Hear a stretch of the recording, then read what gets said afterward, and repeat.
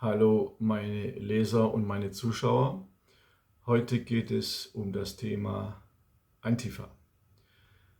Für mich persönlich, das ist meine persönliche Meinung, sind die Antifa-Faschisten das Schlimmste, was es überhaupt gibt. Sie sind eine Gefahr im Deckmantel der Guten.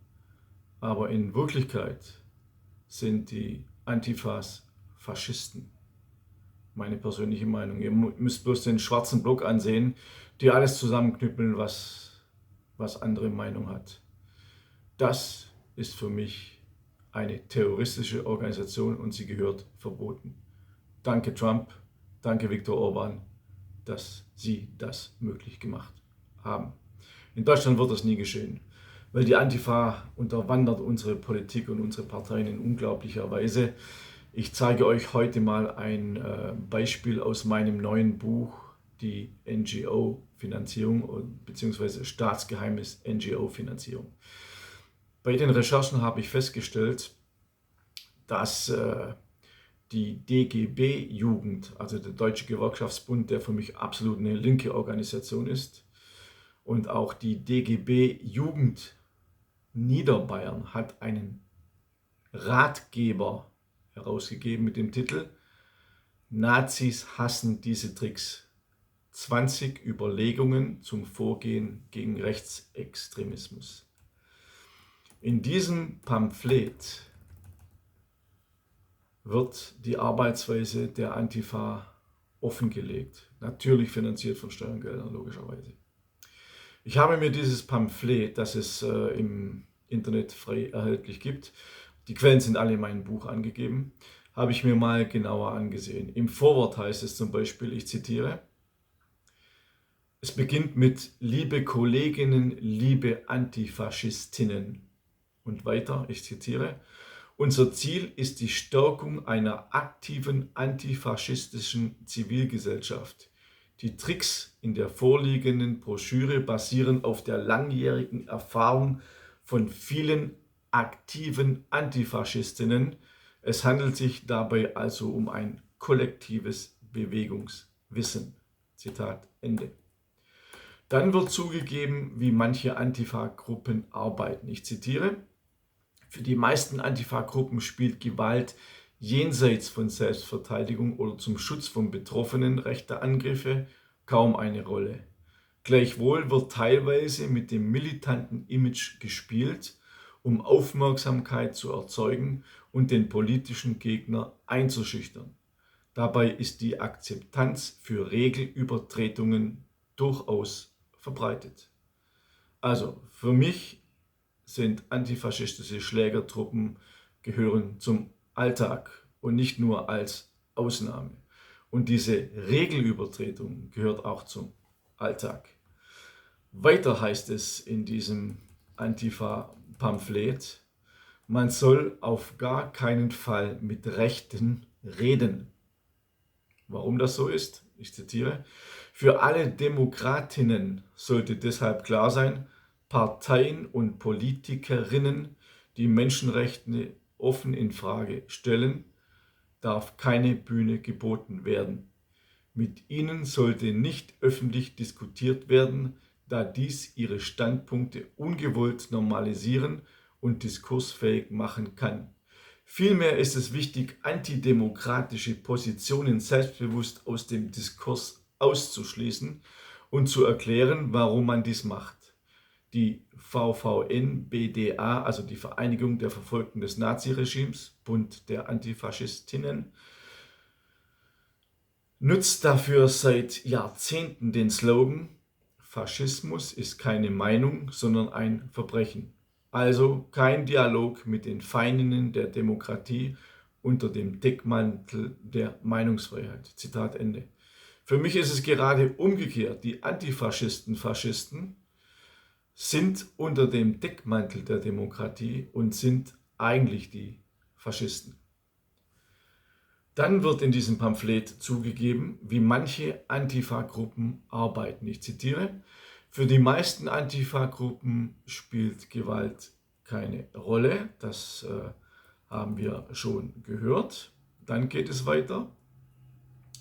Meist geht es den Antifaschistinnen um Auseinandersetzungen in 3 Bereichen, die sich immer wieder überschneiden. Macht euch klar, was davon jeweils euer primäres Ziel ist: rechtsextremen Strukturen Schaden zuzufügen, beispielsweise indem man ihnen Räume und Sichtbarkeit nimmt. Und jetzt kommt's: Druck auf die zentralen Akteure aufbaut, so dass diese kürzer treten oder sich zurückziehen. Versucht eine Erhöhung des staatlichen Kontrolldrucks bzw. sogar Verbote zu erreichen oder interne Spaltungslinien zu vertiefen. Zitat Ende. Am Beispiel eines rechtsextremen Kampfsportstudios werden die Aktionen der Antifa dann wie folgt beschrieben: Kündigt das Immobilienunternehmen vielleicht den Vertrag, wenn es über den Charakter des Kampfsportstudios aufgeklärt wird? Oder der eigene Name öffentlich wird und es um seinen Ruf fürchtet?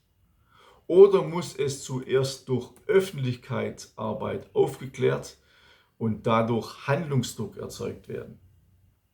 Reicht es aus, die nicht rechten Mitglieder aufzuklären?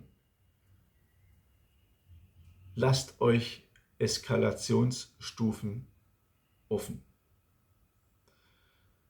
Zitat Ende. Dann kommt es zur Beschreibung von Einschüchterungen. Die Beschreibung der Antifa-Aktionen ist folgende, ich zitiere: Geht auf Gaststätten zu und sucht das Gespräch, wenn diese ihre Räume Rechtsextremen zur Verfügung stellen. Es gibt auch Wirtinnen, denen der politische Hintergrund gleichgültig ist oder die sympathisieren. Hier kann der Hinweis helfen, dass es öffentlich werden könnte, dass sie wissentlich Rechtsextreme beherbergen oder vielleicht sogar zu Gegenprotest vor der eigenen Haustür kommt. Außerdem ist es wichtig, dran zu bleiben, denn die Rechtsextremen werden ziemlich sicher eine Ersatzlocation suchen. Ihr solltet ihre Kanäle also im Auge behalten und oder sogar mit falscher Mailadresse in ihrem Mailverteiler sein, um Änderungen mitzubekommen. Das alles ist mühsam, aber wenn man einen langen Atem hat, kann es klappen, dass Rechtsextreme vor Ort kaum noch öffentliche Saalveranstaltungen durchführen können. Wir alle kennen fast täglich, dass die Antifa Leute einschüchtert, die Gaststätten beispielsweise für die AfD zur Verfügung stellt und so weiter. So arbeiten die Antifa-Faschisten. Man soll auch die Presse einbinden. Ich zitiere: Mit etwas Glück klappt es durch Gegenproteste und eine gute begleitende Medienarbeit, den Fokus der Presse zu verlagern und progressive antifaschistische Inhalte in die Öffentlichkeit zu tragen. Auch Kommunen und die Verwaltung soll unterwandert werden. Grundlage für das Gelingen sind institutionalisierte Orte des Austausches zwischen Verwaltung und der antifaschistischen Zivilgesellschaft. Strukturen wie die mehrheitlich zivilgesellschaftlich besetzten Begleitausschüsse der Partnerschaften für Demokratie innerhalb des Bundesprogramms Demokratie leben des Bundesfamilienministeriums sind ein gutes Modell hierfür. Zitat Ende. Ich habe das alles in meinem neuen Buch Staatsgeheimnis NGO-Finanzierung geschrieben, wie diese wirklich linken für mich einige demokratiefeindliche NGOs finanziert werden von eurem Steuergeld. Ihr werdet es nicht glauben, ihr werdet Zornestränen in den Augen haben, wenn ihr dieses Buch lest. Also, Zitat oder Fazit. Für mich sind die Antifas, die Antifaschisten, die eigentlich Faschisten, die keine andere Meinung zulassen. Wer keine andere Meinung mehr zulässt, ist ein Faschist. Also Antifaschisten, Faschisten. Merkt euch das. Abonniert mein Newsletter auf www.michaelkrein.de. Dort seht ihr viele andere Videos und auch alles über meine Bücher. Bis zum nächsten Mal, euer Michael Grant.